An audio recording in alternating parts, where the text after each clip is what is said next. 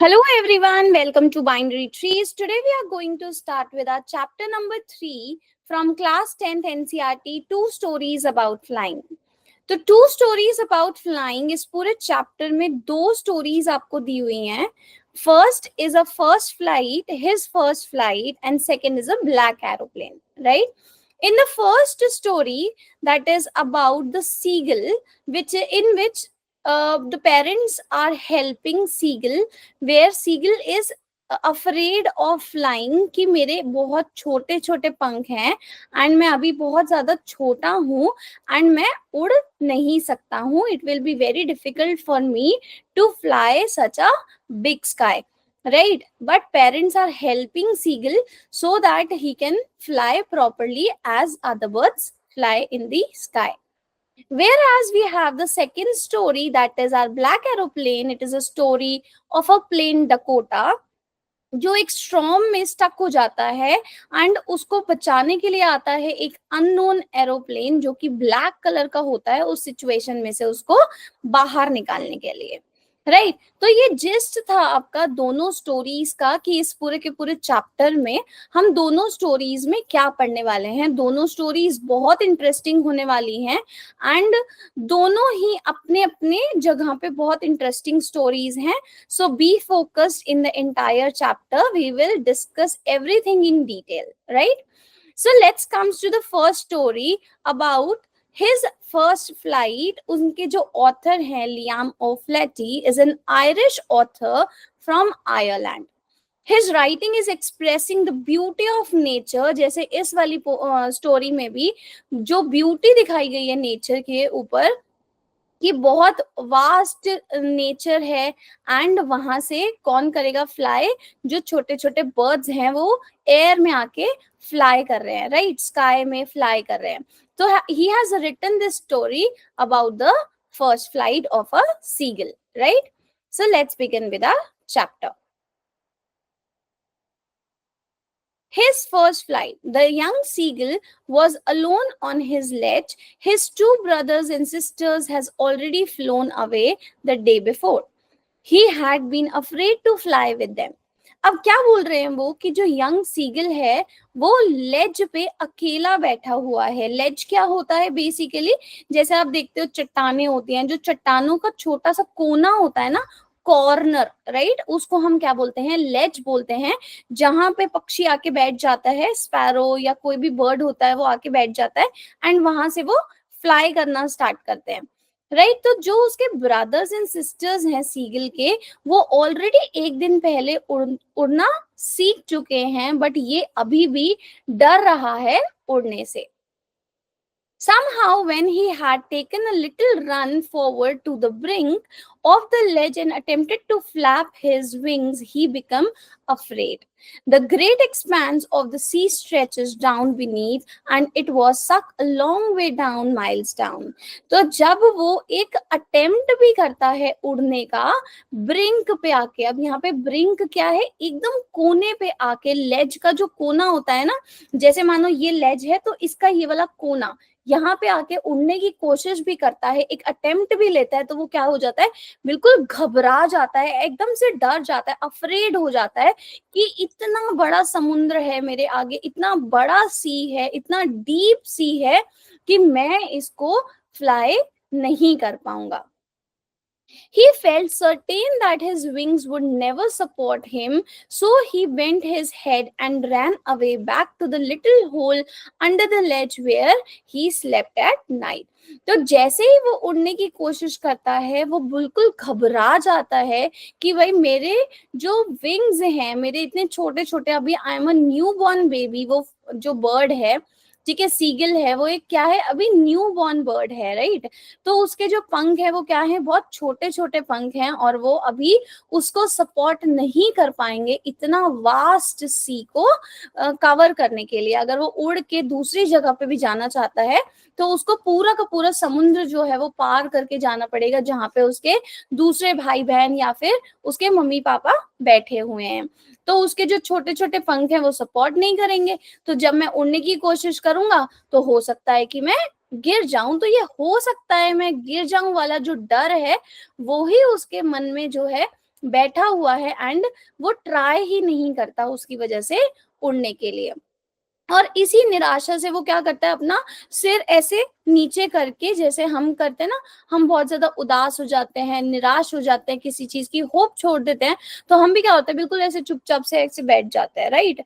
तो वो भी अपना सिर बेंड करके और वापस से चला जाता है अपने होल में जहां पे वो रात को सोता है।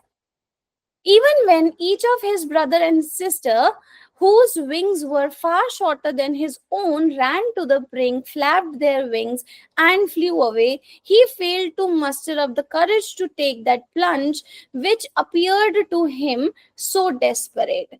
तो जो उसके भाई बहन हैं जो अभी उससे छोटे हैं, उनके तो पंख और भी छोटे होंगे उससे, राइट, क्योंकि डेवलपमेंट तो धीरे धीरे होती है।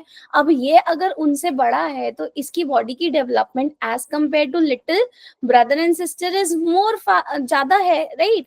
तो वो कह रहा है कि जो मेरे छोटे भाई बहन हैं, जिनके पंख जो है मुझसे भी छोटे हैं, वो भी उड़ पा रहे हैं, बट इसके अंदर इतनी हिम्मत नहीं है, ये उतनी हिम्मत को जुटा नहीं पा रहा है कि ये अपनी पहली उड़ान भर पाए।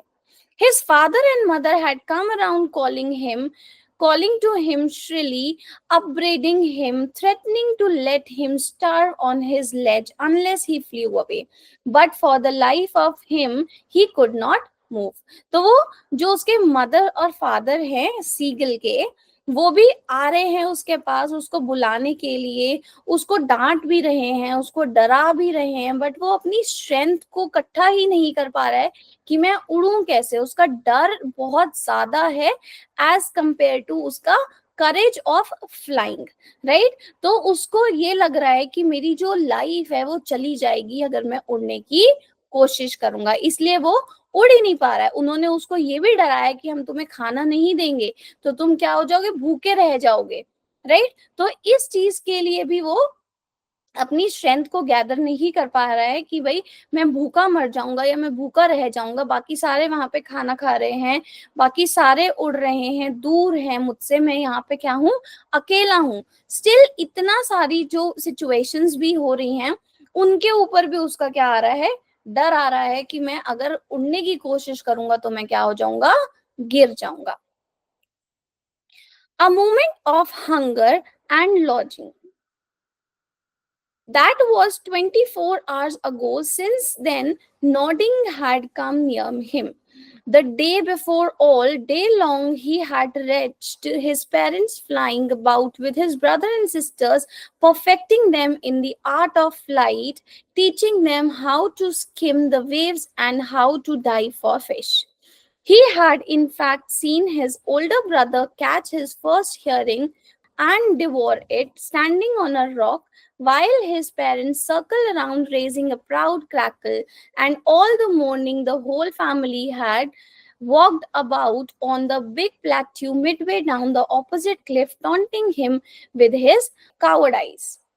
तो अब यहाँ पे वो क्या कह रहे हैं कि 24 आवर्स हो चुके हैं कि वो फ्लाई ही नहीं कर रहा है, बल्कि दूसरी जगह पे उसके छोटे भाई बहन बहुत सारी चीजें नई नई सीख रहे हैं। अभी उन्होंने नया नया उड़ना सीखा है, तो जो मदर एंड फादर हैं वो उनको नई नई चीजें सिखा रहे हैं कि कैसे परफेक्टली फ्लाई करते हैं, कैसे पानी में डाइव मारते हैं, कैसे अपनी फिश पकड़ते हैं। तो ये सारी चीजें उसके पेरेंट्स जो हैं वो सिखा रहे हैं।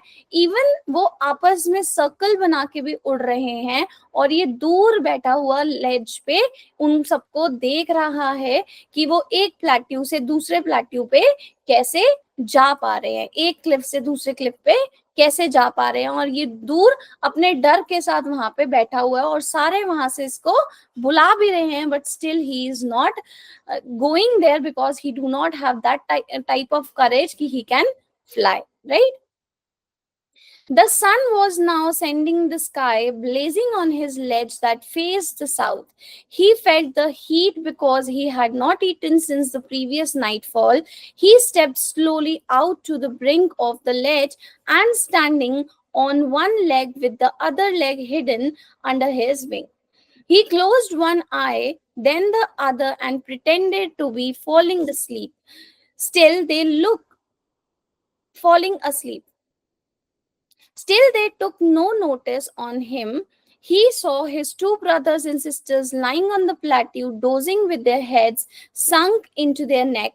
His father was preening the feature of his white back. Only his mother was looking at him. She was standing on the little high hump on the plateau, her white breast thrust forward. Now and again she tore at a piece of fish that lay at her feet and then scraped each side of her beak on the rock. The sight of food maddened him. How he loved to tear food that way, scraping his beak. Now, what is happening here? कि रात होने आई थी, sunset हो रहा था, and जो वो थोड़ी थोड़ी धूप थी वो उसको बहुत ज्यादा फील हो रही थी, बिकॉज जो उसने पिछली रात थी उस टाइम का डिनर किया हुआ था एंड अभी तक कुछ भी नहीं खाया था. That is why he was feeling very heat from inside his body. और जो उसके ब्रदर एंड सिस्टर्स हैं वो अलग जगह पे खेल रहे थे, उनके जो फादर हैं वो भी बैठे हुए थे, एंड सिर्फ और सिर्फ मदर थी जो उसकी तरफ देख रही थी, बाकी कोई भी उसकी तरफ नहीं देख रहा था. एक मदर लविंग नेचर होता है ना, तो अपने बेटे की तरफ की उसने बहुत टाइम से कुछ नहीं खाया है, वो हमारे पास नहीं आ रहा है, अकेला बैठा है, तो वही जो मदर का नेचर था, वो जो प्यार था, वो उनको इसकी तरफ खींच के ला रहा था. But still she also want कि ये भी उड़ना सीख जाए, तो वो इसके पास नहीं आ रही थी. राइट. तो अब जब इसको बहुत ज्यादा भूख लगी थी एंड इसके पास और कोई ऑप्शन नहीं था, तो ये क्या कर रहा था, एक टांग के ऊपर बैठा हुआ था. आपने देखा होगा अपने टेरेस से या बालकनी से जो पिजन्स होते हैं, कबूतर होते हैं, बालकनी में आके एक पैर पे बैठ जाते हैं एंड आईज क्लोज कर लेते हैं, ऐसे प्रिटेंड करते हैं जैसे सो रहे हो.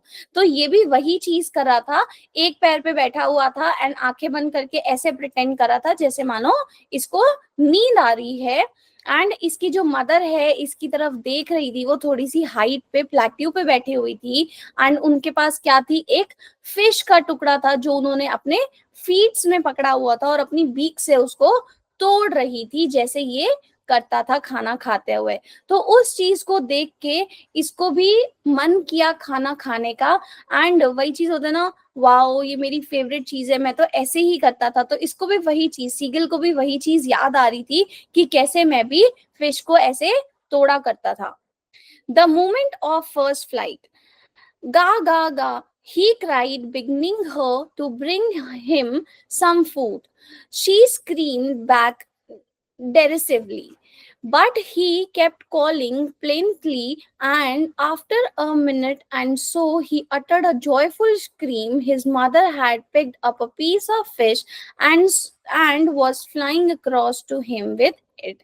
तो अब वो अपनी ही लैंग्वेज में, यहाँ पे गा गा गा, ये अपनी ही लैंग्वेज में जो बर्ड्स हैं वो बात करते हैं, तो अपनी लैंग्वेज में ये क्या कर रहे हैं, आपस में बात कर रहे हैं. वो जो है अपनी मदर को बुला रहा है और मदर भी क्या कर रही है, उससे बात कर रही है अपनी ही लैंग्वेज में, एंड उसकी तरफ थोड़ा सा मूव करती है वो, एंड क्या कर रहे हैं, वो उसको फिश दिखा रही है. राइट. कि जैसे वो उसको फिश पसंद थी तो वो भी उसको क्या कर रही है, फिश दिखा रही है कि कैसे वो फिश खाया करता था. वही चीज जॉय वाली जो सिनेरियो है ना, वो उसके पास आ रहा है कि उसको याद आ रहा है कि कैसे मैं फिश खाया खाया करता था. और वो अब मदर ने क्या किया, उसका जो थोड़ा सा फिश का टुकड़ा था उसको उठाया और उसके पास थोड़ा सा पास आई. Right. He learn He leaned out eagerly, tapping the rock with his feet, trying to get nearer to her as she flew across. But when she was just opposite to him, she halted, her wings motionless, the piece of fish in her beak almost within reach of his beak. He waited a moment in surprise, wondering why she did not come nearer, and then, maddened by hunger, he dived at the fish. With a loud scream, he fell outwards and downwards into a space. Then a monstrous terror seized him and his heart stood still.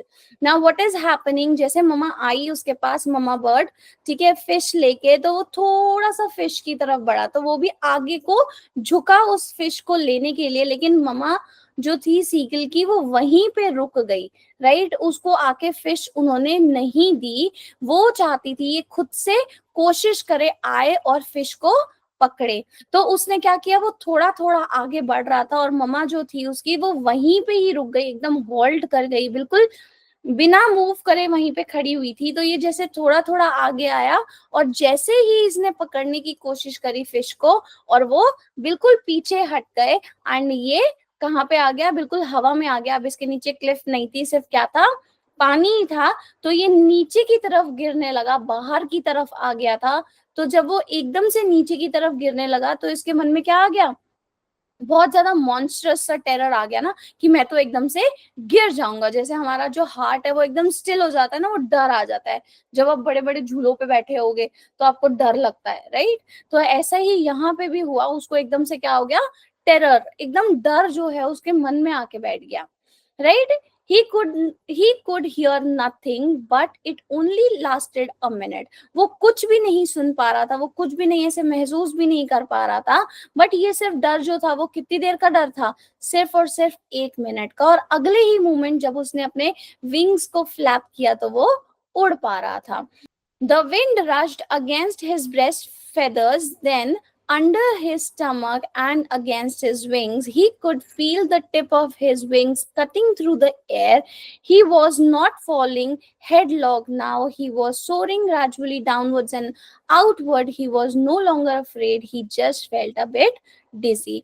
तो अब वो अच्छे से उड़ पा रहा था। जब वो उड़ रहा था तो उसको जो एयर, जब पंछी उड़ते हैं तो हवा जो है वो उनके पास से निकल के जाते हैं, तो उस चीज को फील कर रहा था। अब उसको कोई डर नहीं लग रहा था, बस उसको थोड़ा सा क्या हो रहा था, डिजी फील कर रहा था, क्योंकि उसने पूरे टाइम से कुछ भी नहीं खाया था, right. Then he flapped his wings once and he soared upwards. Again, they are speaking in their own language. Ga, ga, ga, ga, ga, ga, call, ah. His mother swooped past him, her wings making a loud noise. He answered her with another scream. Then his father flew over him, screaming. He saw his two brothers and his sister flying around him, curveting and banking and soaring and diving. अब सारे के सारे जो भी उसके family members थे, parents, mother, father, उसका दोनों भाई और उसकी लिटिल सिस्टर, वो भी सब आके उसके आसपास उड़ रहे थे। Then he completely forget that he had not always been able to fly and commended himself to dive and soar and curve and shaking shrilly. He was near the sea now, flying straight over it, facing straight out over the ocean. He was a vast green sea beneath him, with little ridges moving over it, and he turned his beak sideways and cawed amusedly. His parents and his brother and sisters had landed on this green flooring ahead of him. तो जब वो सारे के सारे उड़ रहे थे, अब उसको और कुछ नहीं दिखाई दे रहा था, उसको ये भी नहीं याद था कि वो कभी ऐसा भी था कि वो उड़ नहीं पा रहा था, वो बिल्कुल वो चीज भूल चुका था और सिर्फ एक ओशियन के अंदर उड़ता ही जा रहा था, उड़ता ही जा रहा था। एंड उसके जो भाई बहन थे वो भी उसके साथ क्या कर रहे थे, उड़ रहे थे। एंड वो अब जाके कहाँ पे बैठ गए थे, जो सी के साइड में ग्रीन ग्रीन एल्गे सी जमा हो जाती है, राइट। तो वो वहां पे जाके ग्रीन फ्लोरिंग के ऊपर जाके सारे बैठ गए थे। They were beckoning to him, calling shrilly. He dropped his legs to stand on the green sea. His legs sank into it. तो वो जब उनका जाके बैठा, जब वो उसके भाई बहन बुला रहे थे सीगल को, वो भी वहां पे जाके बैठा, तो उसके पैर जो हैं वो मिट्टी में सिंक कर गए थे। He screamed with fright and attempt to rise again, flapping his wings. तो वो थोड़ा चीखा इस चीज के लिए, क्योंकि उसके लिए वो फर्स्ट टाइम था, राइट। एंड जब उसने वापस से अटेम्प्ट किया उठने का या उड़ने का, तो वो चीज नहीं कर पा रहा था, बिकॉज अगेन यहाँ पे आप याद करो कि उसने बहुत टाइम से कुछ भी नहीं खाया है। That is why he was tired and feeling very very weak, जिसकी वजह से उसको भूख भी लगी थी और वो उठ नहीं पा रहा था। उसकी पूरी की पूरी जो स्ट्रेंथ थी वो एग्जॉस्ट हो चुकी थी। इतना सारा उड़ने के बाद, उसने बहुत सारी एक्सरसाइज भी कर चुका था वो, तो इतना सारा उड़ने के बाद अब वो बहुत ज्यादा वीक फील कर रहा था। His feet sank into the green sea and then his belly belly touched it and he sank no further. He was floating on it, and around him his family was screaming, praising him, and their beaks were offering him scraps of dogfish he had made his first flight. तो उसके जो father थे उन्होंने उसको क्या दी, कुछ part दिया dog fish का खाने के लिए, क्योंकि उसने क्या करी थी, अपनी फर्स्ट फ्लाइट ली थी. Right, so that was the full chapter. We have read the first part, his first flight. So here we have a summary. We have started the story with the fearness कि seagull के अंदर क्या था, बहुत ज्यादा डर था उड़ने के लिए, कि वो पहले बहुत ज्यादा डर रहा था कि मैं बिल्कुल भी नहीं उड़ पाऊंगा. राइट, कि मेरे जो विंग्स हैं वो बिल्कुल भी सपोर्ट नहीं करेंगे. उसकी फैमिली ने भी उसको सपोर्ट किया, उसकी फैमिली ने बहुत एनकरेज किया, इवन उसको डांटा भी, उसको थ्रेट भी दिया कि हम तुम्हें खाना नहीं देंगे. राइट, उसकी मदर ने बट कोशिश करी एंड उसको उड़ने के लिए मोटिवेट किया कि नहीं, तुम इस तरह से उड़ सकते हो. तो दैट मूवमेंट, जब उसको क्या मिला, हंगर की वजह से मेरे को खाना चाहिए, और उसकी मदर वहीं पे थी, he has taken that opportunity. अगर वो मान लो कोशिश ही नहीं करता उस फिश को पकड़ने की, तो वो कभी भी उड़ नहीं पाता. And finally he has achieved his success and he has taken his first flight. So what is the theme of this story? Fear and hesitation, right? So in your case also, अगर आप किसी भी situation पे problem face कर रहे हो, तो आपको मतलब हेजिटेट नहीं करना है, या फिर आपको घबराना नहीं है. Just you have to think positively and calm yourself and think in a proper direction कि मैं इस चीज को किस तरह से सॉल्व कर सकता हूँ. जस्ट लुक अराउंड यू, आपके पास बहुत सारी अपॉर्चुनिटीज होंगी, बहुत सारे चीजें होंगी जो उस चीज का सॉल्यूशन दे पाए, चाहे वो आपके पेरेंट्स हों, चाहे वो आपके स्कूल टीचर्स हों, या फिर आपके पीयर ग्रुप हो. Right, you have to just think in a proper direction and आप उस चीज को, सिचुएशन को देखो and just take the opportunity. Do not leave the opportunity. Because यहाँ पे भी अगर इस स्टोरी में अगर हम देखें कि अगर वो सीगल वो फिश को नहीं पकड़ता, तो क्या वो उड़ना सीख पाता? राइट, बहुत मुश्किल हो जाता उसके लिए, है ना. वहीं पे उसने क्या किया, थोड़ा सा एफर्ट किया, उसको फिश को पकड़ने की कोशिश करी, and finally he has achieved कि वो उड़ पाया. ऐसे ही आपको भी करना है कि आपको अपना स्ट्रेंथ गैदर करना है, and you have to move forward towards that problem, and the problem will pass away just with the passage of time. Right, so let's quickly read the small summary of this story. This story is all about the young seagull who is afraid to fly. तो जो एक young seagull है जो डरता है किससे, उड़ने से, डिस्पाइट उसके पेरेंट्स जो हैं उसको एनकरेज भी कर रहे हैं, बट स्टिल वो क्या कर रहा है, बहुत ज्यादा हेजिटेट कर रहा है. वो ये देख भी रहा है कि उसके जो यंग सिबलिंग्स हैं वो भी उड़ पा रहे हैं, बट स्टिल उसका जो डर है, which is far more greater than anything else which he was watching. Right, eventually उसकी जो भूख है वो बढ़ती जाती है, एंड उसकी मदर ने जो इनिशिएटिव लिया उसके लिए कि just she has move forward, and उसको क्या दिखाया, उसको एक लालच दिया उस फिश का, एंड उसने उस चीज को लेने के लिए जस्ट अपना थोड़ा सा एफर्ट्स दिखाया, and he started flying. Right, surprisingly वो उसके लिए भी बहुत बड़ा सरप्राइज था कि अरे मैं तो उड़ना सीख गया. Right, the story highlights the importance of self confidence and overcoming over your fear. कि आप कैसे अपने डर के ऊपर भी, बहुत सारी चीजें हैं, आपका डर एक बहुत छोटी चीज है. अगर आप मन में या अपने दिमाग में सोच लोगे कि डर कुछ भी नहीं है, तो आप उसको इजीली ओवरकम कर पाओगे. So let's comes to the question answers of this chapter. Here is the first question.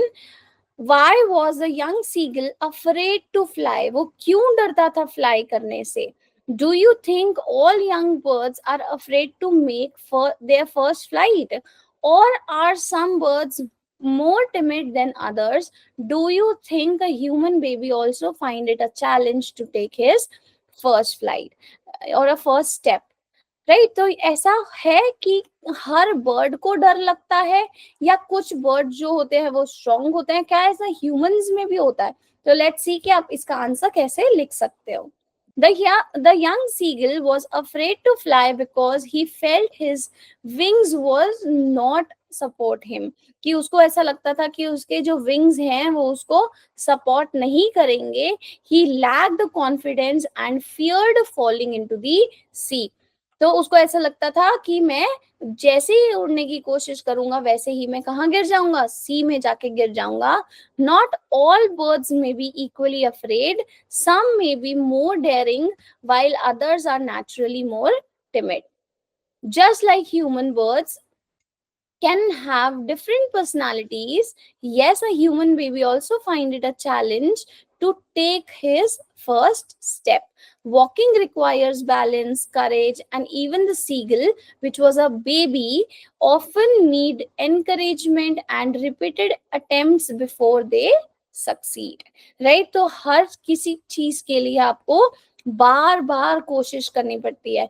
अगर आप बार बार कोशिश करोगे तो वो चीज आपकी परफेक्ट हो ही जाएगी. ऐसे ही अगर आपको क्वेश्चन आंसर्स नहीं लर्न हो रहे हैं या आपको कोई चीज नहीं समझ में आ रही है, एक चैप्टर नहीं समझ में आ रहा है, just read it twice, read it thrice, उसको 4 बार पढ़ो, 5 बार पढ़ो. एक टाइम ऐसा आएगा जब आपको वो अच्छे से समझ में आना शुरू हो जाएगा. राइट? जस्ट उसके लिए आपको क्या करना पड़ेगा? मेहनत करनी पड़ेगी. You have to take a step forward. अपने आप चैप्टर नहीं आएगा कि आओ मैं आपको पढ़ना सिखा देता हूँ. राइट? उसके लिए आपको ही इनिशिएटिव लेना पड़ेगा. Coming to the question number 2, the sight of the food maddened him. What does this suggest? What compelled this young seagull to finally fly? This suggests that the young seagull was extremely hungry to the point of desperation. कि इतना ज़्यादा hungry था कि अब कुछ भी सामने आएगा ना कि मैं तुरंत से खा जाऊंगा. Right? His mother used a piece of fish to tempt him. उसको ललचाने के लिए उन्होंने किसका यूज किया? फिश का यूज किया.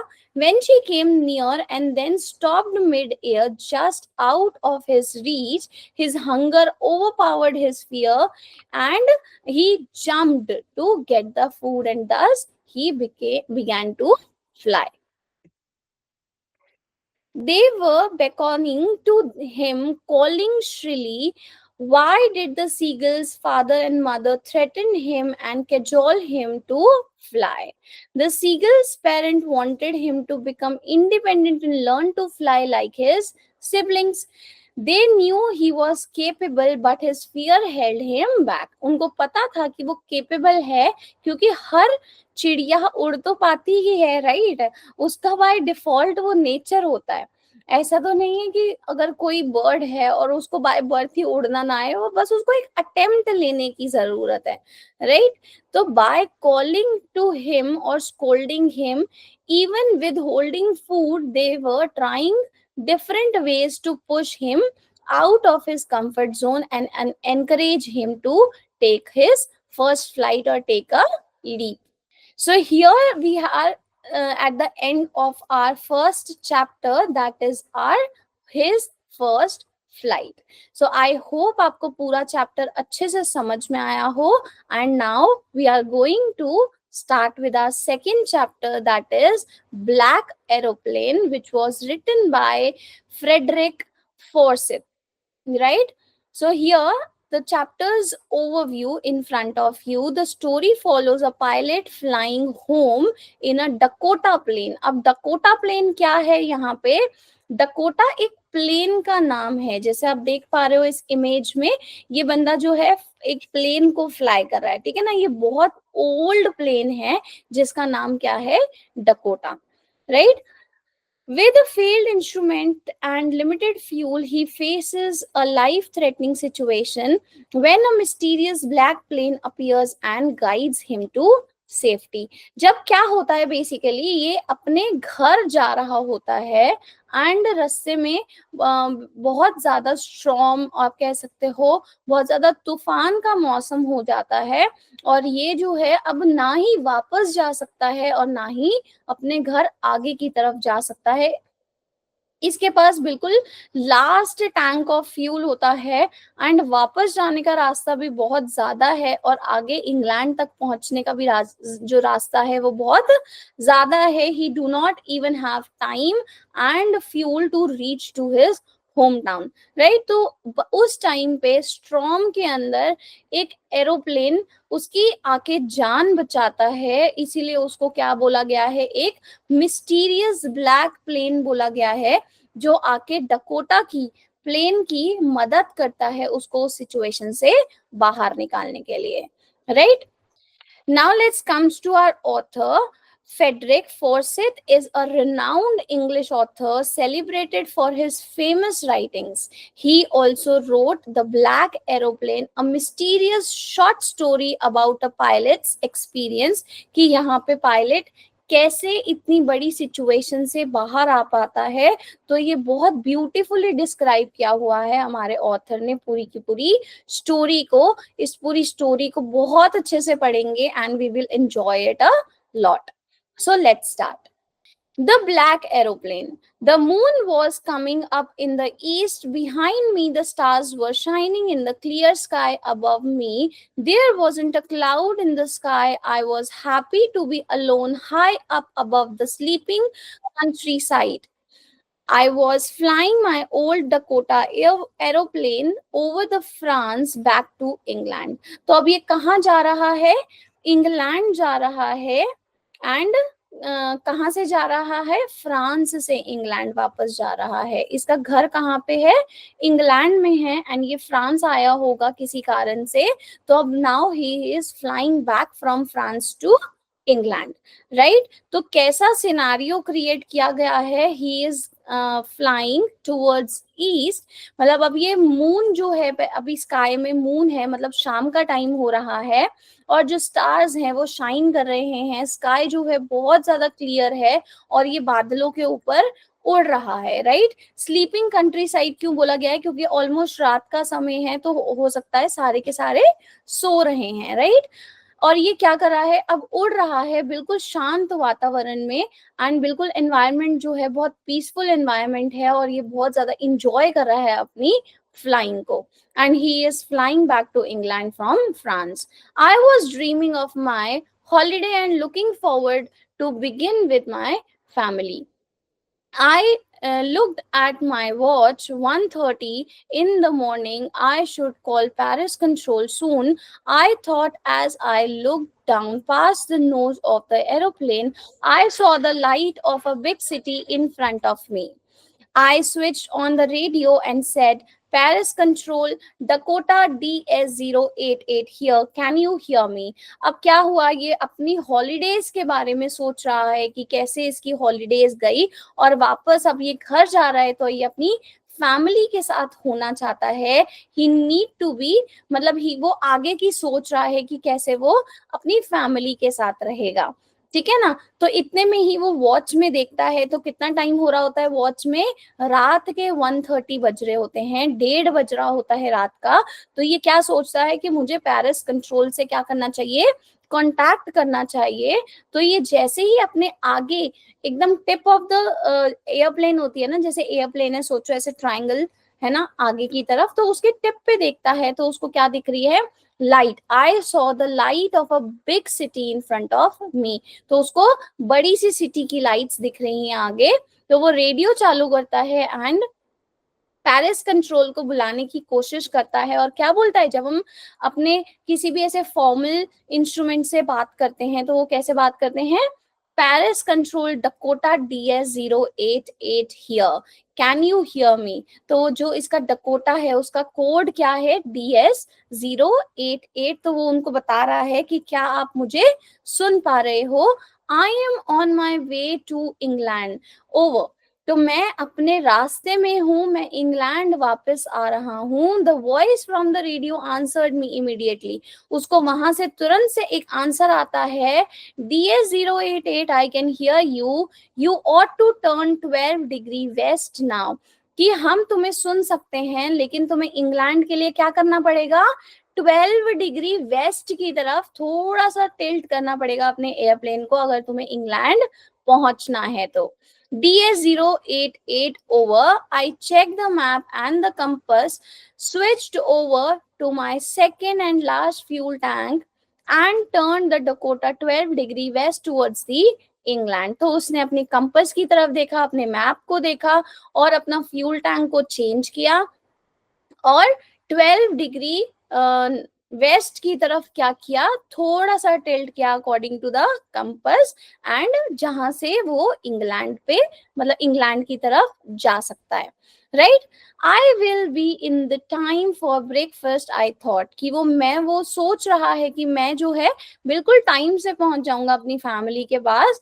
एंड किस टाइम पे पहुंचूंगा, बिल्कुल ब्रेकफास्ट के टाइम पे पहुंचूंगा। I thought a good big English breakfast. Everything was going well. It was an easy flight. बिल्कुल अच्छे से सब कुछ चल रहा था। वो अपने ब्रेकफास्ट के बारे में सोच रहा था और इंग्लैंड पहुंच के वो क्या करना चाहता था, एक बहुत बड़ा इंग्लिश ब्रेकफास्ट करना चाहता था और बिल्कुल अच्छे से सारी चीजें चल रही थी। उसके लिए फ्लाइट क्या थी, बहुत ज्यादा इजी फ्लाइट थी अभी तक। Right, Paris was about 150 kilometers behind me when I saw the clouds, Strom's clouds. They were huge. They looked like black mountains standing in front of me across the sky.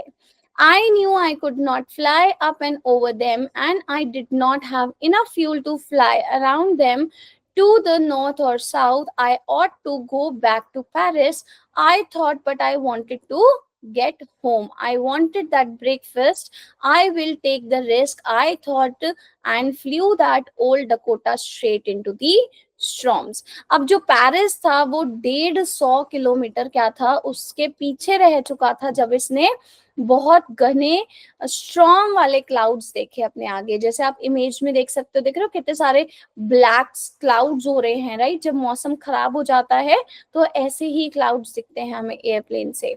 Right, तो अब उसके पास और कोई option नहीं था, मतलब इतना fuel भी नहीं था कि वो साइड से या फिर कोई लॉन्गर वे लेके चला जाए। राइट, नॉर्थ साउथ की तरफ से चला जाए, उतना फ्यूल भी नहीं है उसके पास, इतना फ्यूल भी नहीं है कि वो वापस चला जाए।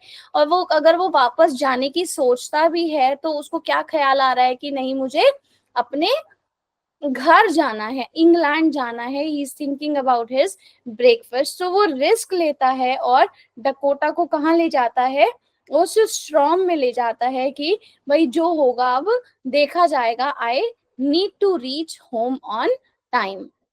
Right?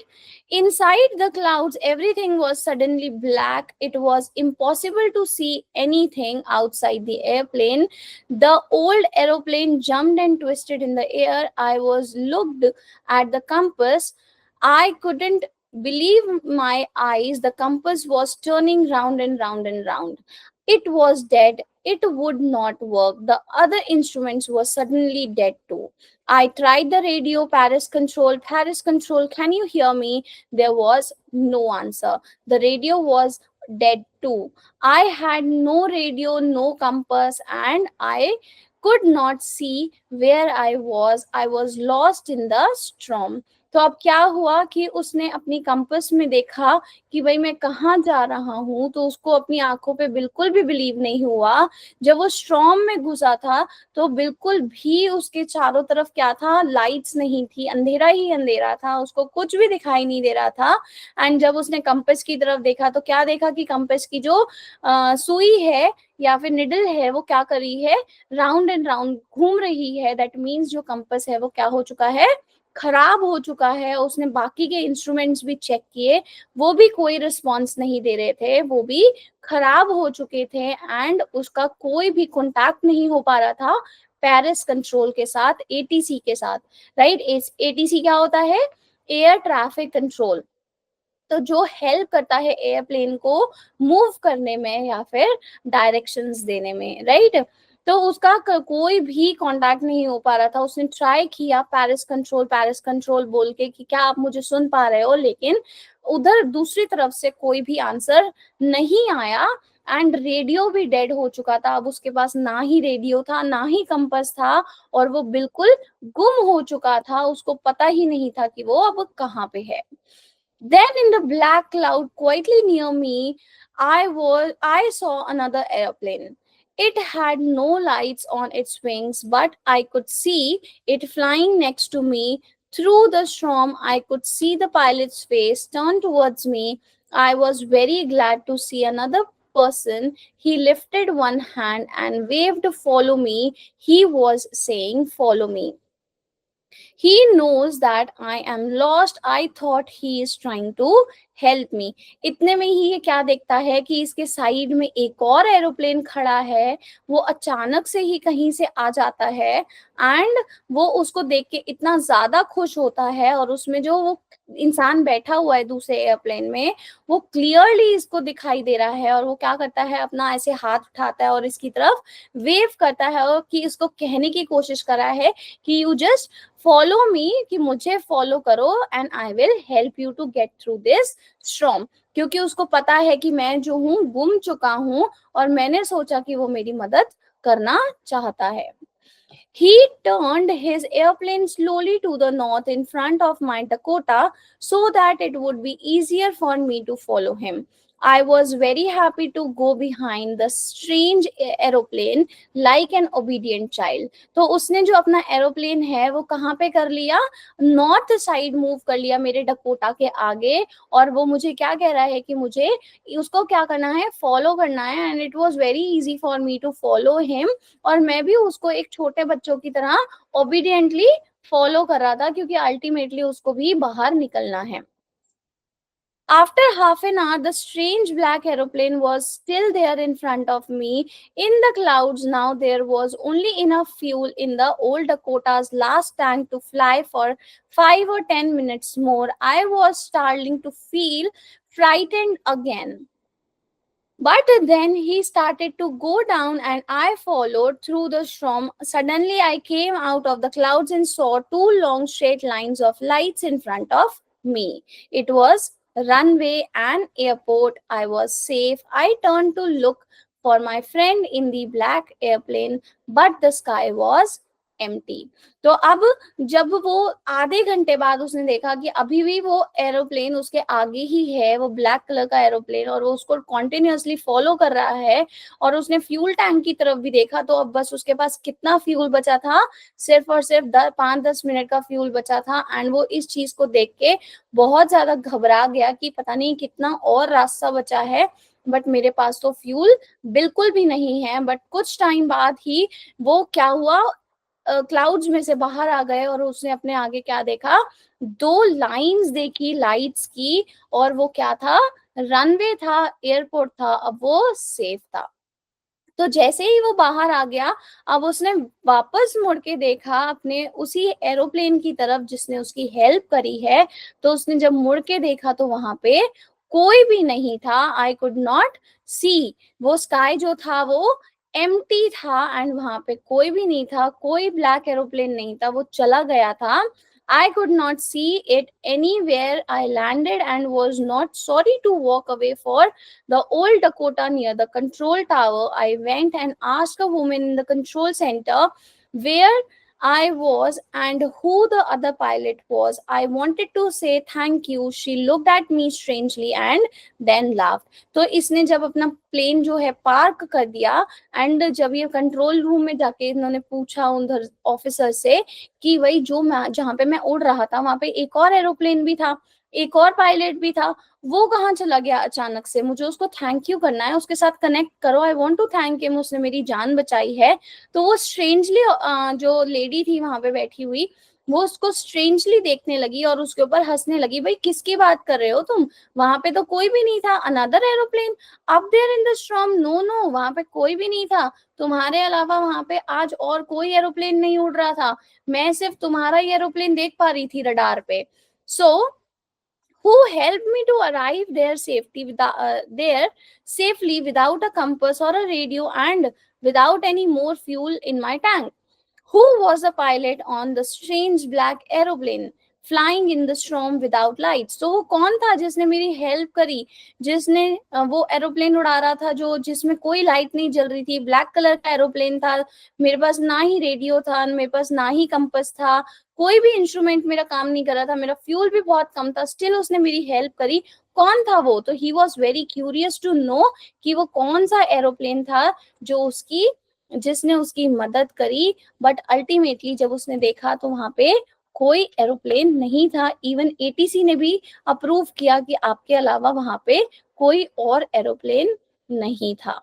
Right, so that was all about our second story also, that is our black aeroplane. I enjoyed a lot. Even I hope कि आपको भी बहुत अच्छे से समझ में आई होगी स्टोरी। राइट, बहुत अच्छी स्टोरी है and it is teaching lot of things to us. Right, so let's see the summary कि हमारी जो स्टोरी है वो कैसे शुरू होती है। स्टार्टिंग में तो प्लेन जो है बिल्कुल आराम से उड़ रहा था एंड उसको ऐसा लग रहा था कि मेरी जो फ्लाइट है वो बहुत ज्यादा इजी है। He was looking forward toward his breakfast, but अचानक से क्या आ गया, एकदम से स्ट्रॉम आ गया। तो यहाँ से हम ये भी समझ सकते हैं कि कोई भी मुसीबत हो या फिर कोई भी सिचुएशन हो, कभी भी हमारी लाइफ में आ सकती है। कोई भी बुरी चीज आपको ऐसे बता के नहीं आएगी, कोई भी स्ट्रेन चीज आपको बता के नहीं आएगी कि हाँ भाई I am going to come in to your life now, be alert और बी अटेंटिव। राइट, तो आपको उस चीज को सडनली ही आपको फेस करना है एंड आपको उससे डरना नहीं है और उसको ओवरकम करना है। राइट, तो यहाँ पे जो अपॉर्चुनिटी थी अचानक से आके एक ब्लैक एरोप्लेन ने उसको आके बचाया, तो वो एक तरह से अपॉर्चुनिटी कह लो या फिर कह लो उसका पॉजिटिव माइंड ने वो जो चीज क्रिएट करी कि नहीं मैं बच सकता हूँ, तो लेट्स मूव फॉरवर्ड, देखते हैं कि कितना आगे तक रास्ता जाता है। तो वो जो फॉरवर्ड उसके आगे एरोप्लेन उड़ रहा था, वो that was just a positive thinking, जो वो सोच रहा था कि चलो हो सकता है कि हमें आगे रास्ता मिल जाए। Right, then the mysterious aeroplane rescue him and finally he reached to the airport successfully and he was safe. Right, so let's come to the question answers of this chapter as well. The first question here, I will take the risk. What is the risk? Why does the narrator take it? तो क्या risk था और क्या क्या वो लेना चाहता था रिस्क को, और नरेटर ने ऐसा क्यों सोचा? The risk is flying through the storm without enough fuel to turn back. The narrator takes this risk because he is eager to reach home and have breakfast with his family. His emotional desire outweighed the logical decisions to turn back. तो जो उसके emotional decisions थे कि उसको अपनी family के पास जाना है, उसको उसका ब्रेकफास्ट करना है अपनी फैमिली के साथ बैठ के, वो उसने ज्यादा ओवर पावर किया किसको, उसके लॉजिकल डिसीजन को कि नहीं मेरे पास फ्यूल नहीं है, मुझे कोई और जो वहां पे डिसीजन उसको लेना चाहिए एज पर हिज ट्रेनिंग, वो उसने नहीं लिया, बल्कि उसने क्या लिया, रिस्क लिया कि उसको स्ट्रॉम में जाना चाहिए। Right, describe the narrator's experience as he flew the aeroplane into the storm. As he entered the dark clouds, everything turned black. He lost contact with the control tower and his compass and radio stopped working. He was flying blindly with no sense of direction and felt lost and frightened. Suddenly, he saw a black aeroplane flying next to him. With a pilot gesturing him to follow, this mysterious plane guided him safely out of the storm. तो जिस aeroplane ने उसको बचाया, उसकी मदद करी उस storm से बाहर आने के लिए, वो क्या था, उसका एक तरह से आप कह सकते हो मिस्टीरियस प्लेन था या फिर उसका कोई लक था जिसने उसको बचाया। Why does the narrator say I landed and was not sorry to walk away from the old Dakota? The narrator who had just experienced a life threatening situation inside the old Dakota plane, flying through a storm without instruments or support. He was deeply relieved to be safe on the ground, and the ordeal made him appreciate life and safety more than the thrill of flying. What made the woman in the control center look at the narrator strangely? किस चीज ने उस lady को मतलब उसकी तरफ देखने के लिए स्ट्रेंजली देख रही थी ना, वो जो कंट्रोल सेंटर में बैठे थे, तो वो क्यों देख रही थी उनकी तरफ स्ट्रेंजली? बिकॉज वो किसकी बात कर रहा था? एक ब्लैक एरोप्लेन की बात कर रहा था, and the control room can not see any other plane. Dakota के अलावा वहां पे कोई और प्लेन नहीं था, तो हो सकता है वो ये सोच रहे थे कि इसको या तो कंफ्यूजन हुआ है या कोई disbelief हुआ है, right? So when the narrator asked about the black aeroplane that helped him land, the woman said no other plane was visible on the radar that night. Her strange look reflected her confusion and disbelief, as she knew only the narrator's plane was in the air during the storm.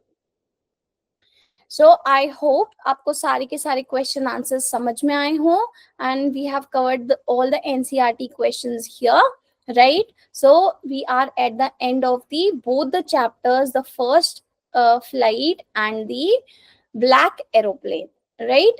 So thank you for joining us, and I hope you liked the entire chapter, the chapter number 3, which has 2 stories. First, his first flight, and the second was the black aeroplane. Thank you so much. Like this content, subscribe for more literary adventures, and wait for the next video.